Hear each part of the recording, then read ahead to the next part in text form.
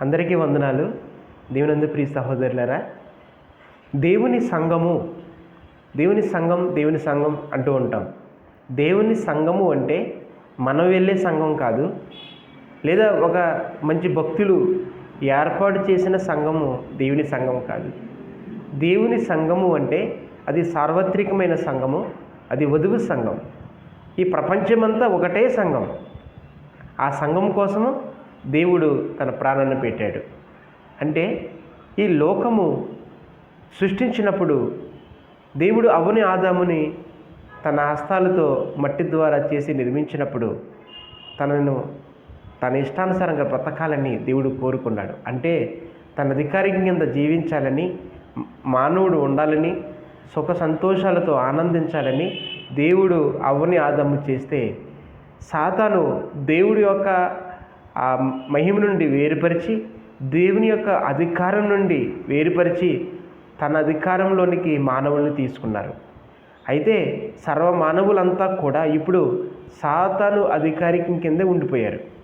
కాబట్టి సాతానుకున్న కోరిక ఏంటంటే పరలోకంలో దేవుని సభాపర్వతం మీద కూర్చోవాలని ఆయన కోరిక. మహిమలో దేవుని సభాపర్వతం మీద దేవుని కంటే ఉన్నత స్థానాన్ని ఏర్పాటు చేసుకుని కూర్చోవాలని అతని కోరిక. కాబట్టి దేవుడు అతన్ని అక్కడి నుండి త్రోసివేశాడు.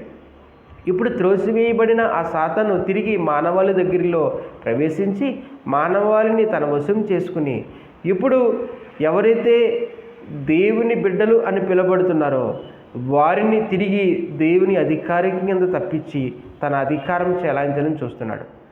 అంటే యేసు ప్రభు ఈ లోకానికి ప్రాణం ఎందుకు పెట్టాడంటే సాతాను బిడ్డలుగా ఉన్న మనల్ని రక్షించి మళ్ళీ తిరిగి దేవుని యొక్క అధికారం కింద తేవాలని తండ్రి యొక్క కోరిక. అందుకని యేసు ప్రభుని లోకానికి పంపించాడు. సాతాను యొక్క అధికారాన్ని చితకకొట్టి ప్రజలపై తన అధికారికంగా ఉండాలని, తన చిత్తంలో ప్రజలు ఉండాలని ఆయన కోరిక. ఇప్పుడు దేవుని సంఘము ఏ విధంగా అయిపోయిందంటే పాడైపోతుంది. అంటే దేవుని సంఘంలోనికి కొన్ని ఇతర శక్తులు, ఇతర అధికారులు లోపలికి ప్రవేశించడం ద్వారా ఇప్పుడు దేవుని సంఘంలో కొద్దిగా కలుషితం అయిపోతూ వస్తుంది. ఇప్పుడు మన ఇంటిలో ఏదైనా తేడా ఉన్నప్పుడు వెంటనే కుటుంబ యజమాని గుర్తుపెట్టి ఆ కుటుంబంలో ఉన్న లోపాలు సరిచేస్తారు. కుటుంబంలో ఎవరు దారి తప్పినా, అది పాడైపోయినట్టు అనిపిస్తున్నా వెంటనే ఎవరికి వాళ్ళు సర్దు చేసుకుంటారు. ఎందుకంటే అది మా కుటుంబం కాబట్టి అని ఫీల్ అవుతారు. అలాగే దేవుని సంఘంలో కూడా ఇటువంటి పొరపాట్లు వచ్చినా అది మనము సరి చేసుకోవాలి. ఒకవేళ ఇంటిలో ఆ ఇంటి పిల్లలే సరి చేసుకోకపోతే తండ్రి వచ్చి వారిని సరిచేస్తాడు. ఎలా సరిచేయాలో ఆ తండ్రికి బాగా తెలుసు. అలాగే దేవుని సంఘంలో కూడా కలుషితం అయిపోతున్నప్పుడు దేవుని బిడ్డలే దాన్ని తిరిగి సరిచేసుకోవాలి. ఒకవేళ ఆ పక్షంలో దేవుని బిడ్డలే సరిచేసుకోలేకపోతే తండ్రి అయిన దేవుడు సరిచేస్తాడు. ఎందుకంటే నహూము గ్రంథంలో 1వ అధ్యాయంలో 3వ వచనంలో దేవుడు స్పష్టంగా చెప్పాడు, నేను ప్రతీకారము చేయవాడును, నేను ప్రతీకారం చేస్తాను. ఎవరైనాను నా సంఘాన్ని పాడు చేస్తే నేను వాడిని పాడు చేస్తానని స్పష్టంగా దేవుడు సెలవిచ్చాడు. కాబట్టి ఇప్పుడు దేవుడు ఆ సంఘాన్ని సరి చేయకముందే మనమే సరైపోవాలి. ఇప్పుడు దేవుని సంఘంలో సంఘ పెద్దలు అని మొట్టమొదటిగా దైవసేవకులు ఏర్పాటు చేస్తారు. ఎందుకంటే ఆ సంఘాన్ని సంరక్షించాలి, కాపాడాలి. కాబట్టి ఆ బాధ్యత అంతా పెద్దలది. మరి పెద్దలకు ఉండే అర్హతలు ఏంటి? తీతు పత్రికలో 1వ అధ్యాయము 6వ వచనంలో అతడు సజ్జల ప్రియుడై ఉండాలి, అంతేకాదు ఆయన కోపం లేనివాడిగా ఉండాలి, అంతేకాదు పిల్లలను సరైన మార్గంలో దేవునికి అనుకూలమైన బిడ్డలుగా వాళ్ళని మార్చాలి, అంతేకాదు ధనాపేక్ష లేనివాడై ఉండాలి, అలాగే గొడవలకు వెళ్ళేవాడు ఉండకూడదు, మద్యపానం చేసేవాడుగా ఉండకూడదు, అతిథిని ప్రేమించేవాడిగా ఉండాలి. అలాగే దేవుని వాక్యానికి ఎవరైతే ఎదురు తిరుగుతున్నారో వాళ్ళని ఎదిరించగల శక్తి గలవాడై ఉండాలి. అటువంటి వారు దేవుని సంఘ పెద్దలు. కాబట్టి దేవునందు ప్రియ సహోదరులారా, సంఘ పెద్దలు వయసులో పెద్దడని, లేకపోతే డబ్బు ఉన్నవాడని, ఈ లోకంలో అధికారం ఉన్నదని ఆ పెద్దలుగా మనము వారిని ఎంచకూడదు.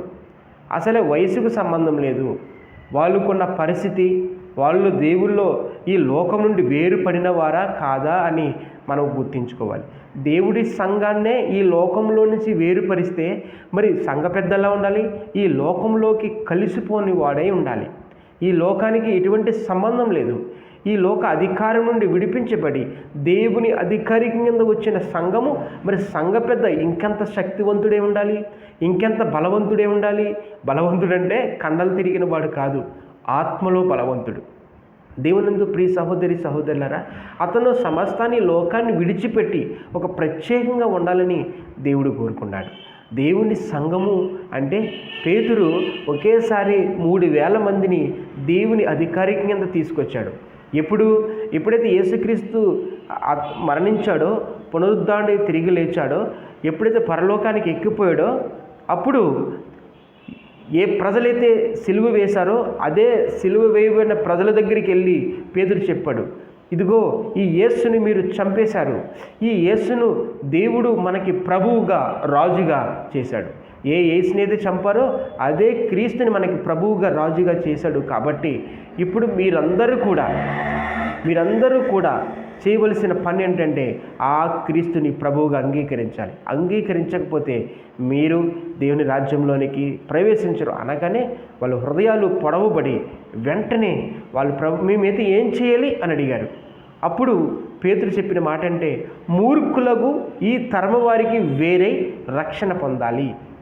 వీళ్ళందరూ ఉన్నవాళ్ళు మూర్ఖులు. ఈ మూర్ఖమైన ప్రజల నుంచి వేరు కావాలి. ఎందుకు మూర్ఖులయ్యారు? ఎందుకంటే సాతాను అధికారికంగా ఉన్న వీళ్ళందరూ సాతాను మాట వినడం ద్వారా ఇప్పుడు సాతానికి ఏ ఉద్దేశం ఉందో అదే ఉద్దేశము ప్రజల్లో ఉంది. నేను పేరు తెచ్చుకోవాలి, నేను డబ్బు సంపాదించాలి, నేను అధికారం సంపాదించాలి, నేను మనుషుల చేత గొప్పవాడు అని పిలువబడాలి అని ఈ కోరిక సాతాను నుంచి వచ్చింది. కాబట్టి అదే కోరిక ప్రజల్లో ఉంది. కాబట్టి ఆ కోరిక నుంచి వేరు చేయాలని దేవుడి ఉద్దేశం. మళ్ళీ దేవుని సంఘంలోనికి వచ్చిన వారు కూడా ఇదే కోరికలతో వస్తే వాళ్ళు దేవుని బిడ్డలు కాదు, వాళ్ళందరూ కూడా సాతాను బిడ్డలే. అయితే ఆ రోజు పేతురు చెప్పిన మాట హృదయంలో పొడవబడి మేమేమి చేయాలి అంటే, మీరు ఈ మూర్ఖులకు తరమవారికి వేరే రక్షణ పొందాలి. వెంటనే వాళ్ళందరూ ఈ లోకం నుండి వేరుపడి రక్షణ పొందారు. దేవునందు ప్రియ సహోదరి సహోదరులారా, ఇంకా వాళ్ళ అధికారంతో, ఇటువంటి రాజకీయ నాయకులతో ఇంకా సంబంధం ఏర్పాటు చేసుకోలేదు. వాళ్ళు వెంటనే దేవుని అధికారి కింద వచ్చేశారు. ఈరోజు నువ్వు వెళ్తున్న సంఘము లేకపోతే ఎట్లా ఉందో ఒకసారి ఆలోచించు. ఏదైనా క్రిస్మస్ జరిగినా, ఏదైనా చర్చికి సంబంధించిన అకేషన్ జరిగినా మనం వెంటనే గౌరవార్థమే కొద్దిమంది రాజకీయ నాయకుల్ని పిలిపించాలని మనం కోరుకుంటాం. తద్వారా ఏదైనా చర్చికి ఏదో లాభపడతారని మనం ఆశిస్తాం. అయితే దేవునందు ప్రియ సహోదరి సహోదరులారా, మనము ఈ లోక నాయకుల నుండి, ఈ లోక అధికారుల నుండి దేవుని సంఘము ఏది ఆశించడానికి వీల్లేదు. ఎందుకంటే కుటుంబము తండ్రి మీదే ఆధారపడాలి తప్ప ఇతరుల మీద ఆధారపడితే అది గృహం అనిపించుకోదు, వ్యభిచార గృహం అయిపోతుంది. ఎందుకంటే కుటుంబ యజమానుడే దాన్ని పోషించాలి తప్ప వేరొకడు వచ్చి ఆ కుటుంబంలో ధనం సహాయం చేసినా, లేకపోతే ఏ విధమైన కుటుంబ యజమానుడికి సహాయం లేకుండా, అతని యొక్క అనుమతి లేకుండా బయటివాడు వస్తే అది వ్యభిచార గృహమే తప్ప అది మంచి గృహం కాదు. అలాగే దేవుని సంఘము కూడా ఇతరు రాజకీయ నాయకులు డబ్బు, ఇతరులు అధికారం కింద వచ్చిన డబ్బు, అది పాపం ద్వారా వచ్చే డబ్బు, అది వేరే అధికారి కింద వచ్చే డబ్బు ఏదైనా సరే అది వ్యభిచారం కిందే లెక్క అవుతుంది తప్ప అది పరిశుద్ధమైనదిగా లెక్క చేయబడదు. ఎందుకంటే దేవుడు తన సంఘాన్ని ఏర్పాటు చేసుకున్నాడు. దేవుడు తన ద్వారానే ఇస్తాడు, అంటే తన బిడ్డల ద్వారానే. అయితే రాజకీయ నాయకులు డబ్బు ఇవ్వకూడదా అంటే, పెద్దలు ఆ డబ్బు ఇవ్వకూడదా? లోకస్తులు ఎవరు కానుక ఇవ్వకూడదా అంటే ఇవ్వకూడదు. దేవుని సంఘానికి ఇతరులు ఎవ్వరు డబ్బులు ఇవ్వకూడదు. దేవుని సంఘానికి ఎవరు కూడా కానుకలు ఇవ్వకూడదు. ఎవరు? దేవుని బిడ్డలే తప్ప అన్యులు ఇవ్వడానికి వీల్లేదు. లేవీల దగ్గరికి కానుకలు పట్టుకు రావాలి. ఎవరు పట్టి రావాలంటే యూదులే పట్టి రావాలి తప్ప అన్యులు కాదు. అలాగే ఈరోజు దేవుని బిడ్డలు అయిన వారు ఈ లోకం నుండి వేరుపడిన వారే తప్ప ఇతరులు ఎవ్వరూ కూడా దేవుని కానుక వెయ్యకూడదు. వేసినా అది లెక్కకు రాదు. అది దేవుని బిడ్డలు కూడా తీసుకోకూడదు. దేవుని మందిరంలోనికి దేవుని ఇతరులు ఏవి తీసుకురాకూడదు. ఎందుకంటే ఒక పాత నిబంధన గ్రంథంలో పరలోకము నుంచి అక్కడ అగ్ని దిగొచ్చింది. ఎప్పుడు మందసం ఏర్పాటు చేయబడింది. అలాగే దేవుని మందిరము ఏర్పాటు చేయబడింది. దేవుని మందిరంలో ప్రవేశించడానికి ముందుగా బలిపీఠం దాటి రావాలి. ఆ బలిపీఠం మీద బలిపశువు ఎప్పుడూ కాలుతూ ఉండాలి. ఆ బలిపశువు అగ్ని ఎప్పుడు కాలుతూ ఉన్నప్పుడు ఆ అగ్ని ఎక్కడి నుంచి వచ్చింది? పరలోకంలో నుంచి వచ్చింది అగ్ని. దేవుడే కురిపించాడు. అన్య అగ్ని ఎవరు తీసుకురాకూడదు. ఎందుకంటే దేవుడు చెప్పాడు, ఎవరు తీసుకొచ్చినా చనిపోతారని చెప్పాడు. అయితే అప్పుడు మోషే సహోదరుడైన అహరోను పిల్లలు యాజకులు వారు నిర్లక్ష్యముతో దేవుని అగ్ని ఆర్పిస్తే వాళ్ళు పక్కనున్న అగ్ని అంటే తన సొంత అగ్ని తీసుకొచ్చి ఆ బలిపీఠం మీద వేశారు. వెయ్యగానే ఆ బిడ్డలు చచ్చిపోయారు. దేవునందు ప్రియ సహోదరి సహోదరులారా, కాబట్టి అన్య అగ్ని తేకూడదని దేవుడు చెప్పాడు. అలాగే దేవుని మందిరంలోనికి కూడా అన్య కానుకలు, అన్య సంబంధమైనది ఏది తేవడానికి వీల్లేదు. అది పరిశుద్ధమైనది దేవుడిదే ఉండాలి. ఈ లోకంలో దేవుడిచ్చిన ఏర్పాటు చేసుకున్న బిడ్డలే ఇవ్వాలి తప్ప వేరే వాళ్ళు ఎవరు ఇవ్వకూడదు. వాళ్ళు ఒకవేళ నువ్వు కానుక ఇవ్వాలనుకుంటున్నావా? నువ్వెవరు? ఈ లోకం నుండి వేరుపడి ఈ లోక రాజకీయాల నుంచి వేరుపడిన వాడు, ఈ లోక రాజనీతి నుంచి వేరుపడి దేవుని నీతి కిందకు వస్తే దేవుడు నువ్వు ఎంత ఇచ్చినా తీసుకుంటాడు. ₹1 ఇచ్చినా, నీకున్న పరిస్థితి ఇచ్చినా దేవుడు తన మహిమార్థమే తన సువార్త నిమిత్తము వాడుకుంటాడు. కాబట్టి ప్రజలు ఏం చేయాలనుకుంటారంటే, ఒక నాయకుడు ఏమనుకుంటాడంటే, నేను దేవుడికి సహాయం చేయాలి, నేను దేవుని సంఘానికి సహాయం చేయాలి. సహాయం చేయడానికి నువ్వెవరు? దేవుడికి సహాయం చేయంత గొప్పవాడివా? ఎన్నటికీ అట్లా మనం అనుకోకూడదు. ఎవరి దగ్గర మనము నాయకుల దగ్గర లేదా రాజకీయ నాయకుల దగ్గర సంఘ అభివృద్ధి నిమిత్తము కూడా మనము ముట్టుకోకూడదు. ఎందుకంటే అది అపవిత్రమైనది, అది వేరే వాళ్ళది. అతను ఒకవేళ ఆయన రాజకీయాల నుండి రాజకీయ నాయకుడైనా అతనికి ఈ లోకం నుండి వేరుపడి దేవుని నీతికి వచ్చి అతను పాపి కాకపోతే ఆయన ఎంత ఇచ్చినా అది దేవునికి మహిమే. కానీ ఆ నాయకులు మనం చూస్తే అన్ని చోట్లకి వెళ్తారు, అందరినీ సంతోషపెడతారు. అందరినీ సంతోషపెట్టేవారు దేవుని బిడ్డలు కాదు. దేవుణ్ణి మాత్రమే సంతోషపెట్టాలి, దేవుణ్ణి మాత్రమే ప్రేమించాలి. ఇంకెవరిని ప్రేమించినా, ఎవరిని సంతోషపెట్టాలనుకున్నా అది విగ్రహం అయిపోతుంది. కాబట్టి దేవునందు ప్రియ సహోదరి సహోదరులారా, దేవునికి ఉండే మహాపరిశుద్ధతను మనం ఒకసారి చూడాలి. దేవునికి సంఘంలోకి వస్తున్న నీవు కూడా ఎట్లా ఉండాలంటే, రాజకీయాలకి నీకు సంబంధం ఉండకూడదు. రాజకీయాలు నీకు వేరు, ఈ లోకం వేరు, నువ్వు వేరు. ఈ లోకంలో కలిసిపోయేవారు కాదు దేవుని బిడ్డలు. నువ్వేదో ఒక నిర్ణయం నువ్వు ఈరోజు తీసుకోవాలి. ఒకవేళ నీ సంఘం పాడైపోతే, సంఘం పాడైపోవడం అంటే ముందుకు నువ్వే పాడబడిపోవడం. నువ్వు సరి చేసుకో. నువ్వు సరి చేయకపోతే దేవుడు సరి చేస్తే చాలా తీవ్రంగా ఉంటుంది. అలాగే నీవు దేవుని ఎవరైనా వస్తున్నప్పుడు వాళ్ళు ఎటువంటి వారో నువ్వు గమనించాలి. వాళ్ళు వచ్చే హోదాని బట్టి నువ్వు గౌరవం ఇవ్వకూడదు. వాళ్ళు పెద్ద గొప్పవారు అవ్వచ్చు, కానీ దేవుని సంఘంలో వాళ్ళందరి సమానమే. వాళ్ళు సరైన హోదా ఏమీ ఉండదు, ఎవరికి వాళ్ళదే, అందరూ సమానమే. దేవునియందు మన రక్తంలో కడగబడిన వాళ్ళు అందరూ సహోదరులే. కాబట్టి ఎక్కువ ఖర్చులు ఉండకూడదు. తర్వాత ఎవరో ఎక్కువ కానుక ఇచ్చారని ఎక్కువ గౌరవం, తక్కువ ఇచ్చారని తక్కువ గౌరవం, ఎటువంటి సంబంధం లేదు, ఇవ్వకూడదు. అలాగా దేవుడికి నిషిద్ధం. కాబట్టి నువ్వు పాపం నుంచి వేరుపడి ఈ లోకం నుండి వేరుపడి ప్రత్యేకించబడిన వారే దేవుని అధికారిక కింద వచ్చినట్లయితే నిజంగా నువ్వే దేవుని సంఘం. సంఘం అంటే ఒక సిమెంట్ గోడ లేకపోతే సిమెంట్ కట్టడం కాదు. కాబట్టి ప్రియ సహోదరి సహోదరులారా, నువ్వే దేవుని సంఘం.